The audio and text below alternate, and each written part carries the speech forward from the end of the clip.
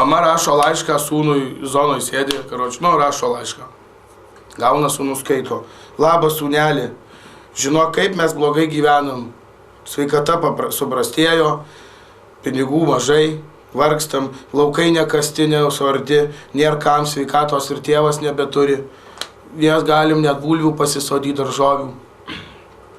Rašo sūnus mamai atgal laišką iš zonos. Mamytė, ką aš galiu padaryti, aš tokioj vietoj. Tu tik tais į tuos laukus neik ten nieko nekasinėk ir nieko arinėk, geriau, kad neliestum. Pabūkit neėdė, aš grįšiu ir bus viskas tvarkoj.